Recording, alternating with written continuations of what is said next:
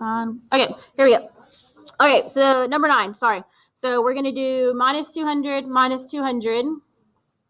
Okay, then we have our arrow. So 1,200 minus 200 is 1,000.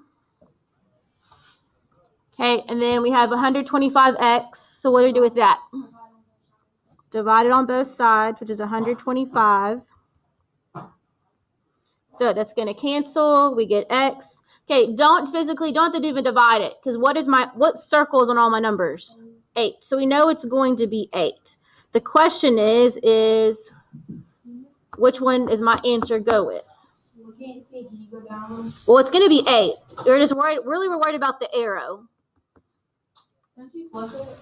No, we don't flip it. We only flip it when x is negative. You don't? It's just 8, Landon. All you need to know is 8. Okay, so is it open or closed? Closed. Okay, that's a good start. So if it has the line underneath, it's a closed circle. Okay, if it has no line, it's open. Okay, so that's why ours is closed. So is it going to go to the right or to the left? So to the right.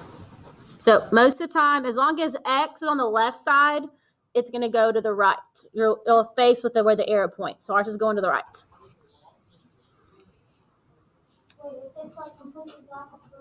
Yes. Okay, number 12.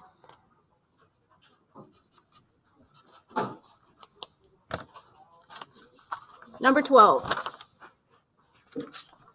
Okay, so this one is, what is the solution for this equation? So it's just solving, and that's it. So number 12, we have 2x plus 10 equals 28. So solve, and that's it. So what do I do first?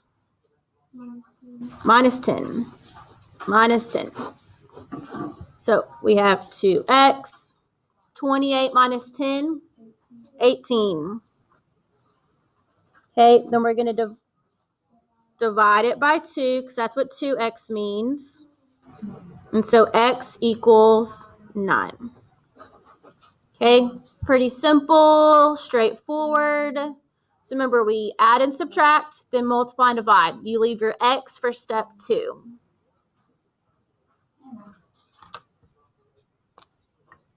Okay, turn to number 27. I know, I'm leaving it up. So 27.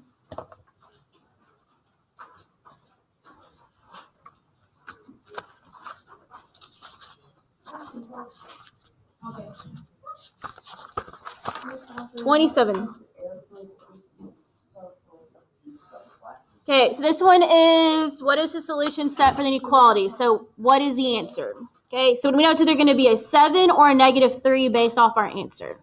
Okay, so what do I do first to solve? Minus 40. Okay, 40's canceled, so we're going to bring down a negative 8x. Okay, we bring down the whole thing. We have our arrow, negative 16 and negative 40. Okay, why did we add them? They're both negatives and they're the same sign. So remember, same signs we add, different signs we subtract. So 16 and 40 is 56. If you were to subtract them, you get like 34. I think it's 34 or 24. If you get 24, that answer, and divide that by 8, you will get the 3. So be careful, because you do have that opposite answer. Okay, so what do we do with the negative 8x? Divide. So I'm going to divide by negative 8, not just a positive 8, but a negative 8. So 8's cancel. We're left with x. Negative 56 divided by negative 8 is 7. If you forgot the signs, it doesn't matter, because we know we have a 7. Okay, why are we flipping it? Right. If they have the negative with your x, you flip your arrow. So flip, just making the note, flip arrow. Okay, I promise you tomorrow you will have a problem where you will have to flip your arrow.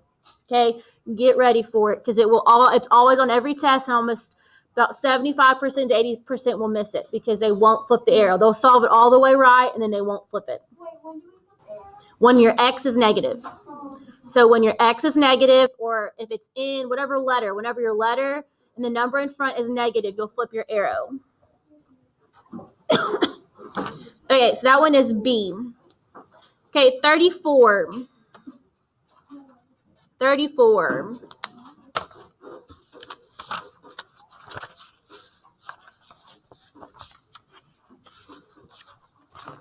Okay, so this one, kind of similar to the last one.